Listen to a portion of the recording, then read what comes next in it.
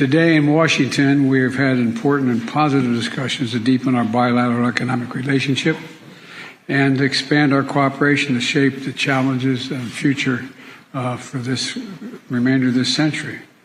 It's a testament to the depth, breadth, and I would argue the intensity of our cooperation and coordination, which has existed, continues to exist between the United Kingdom and the United States. There's no issue of global of importance, none, that where our nations are not leading together and where we're not just sharing our common values to make things better. Today we have agreed the Atlantic Declaration, a new economic partnership for a new age, of a kind that has never been agreed before. Yes, a partnership that protects our citizens, but more than that, a test case for the kind of reimagined alliances President Biden has spoken so eloquently about. That means new investment. This week alone, £14 billion of new American investment has been committed into the UK, creating thousands of jobs. It means stronger supply chains with a new action plan on clean energy. And it means reducing trade barriers in the technologies of the future with a new secure UK-US data bridge, helping tens of thousands of small businesses. An agreement to work towards mutual recognition of more professional qualifications in areas like engineering. And we're launching negotiations on a new critical minerals agreement. Once concluded, this will give UK companies stronger access to the US market. I know some people have wondered what kind of partner Britain would be after we left the EU. I'd say, judge us by our actions. We're committed to our values as ever, as reliable an ally as ever, as attractive an investment destination as ever. But we're changing too. We're strengthening our relationships, not just with old friends like America and in Europe, but with new friends in the Indo-Pacific too.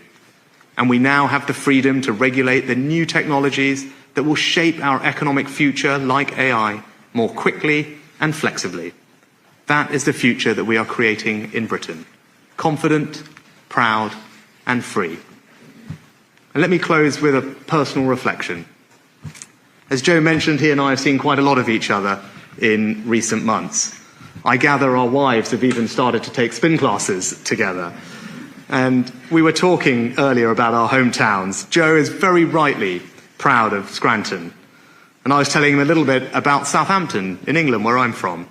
Now, not everyone knows this, but it was in a church in Southampton where in the days before he set sail for these shores that John Winthrop first spoke about his dream of building a city on a hill. And that reminds us that the relationship between our two nations is unlike any other. Our alliance is so strong because it is not abstract.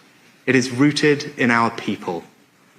And it's never been about our history alone, but about our ability to grasp the future.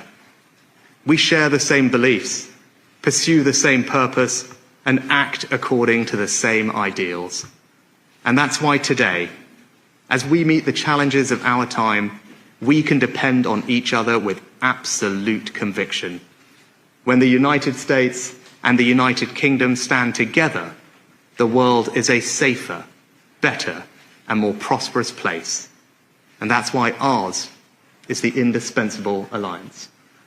We come together at COP to work multilaterally across multiple countries to bring down carbon emissions, to get funding to the countries that need it, to share research on how we can develop the green technologies of the future. Indeed, that's part of our conversations and agreement today.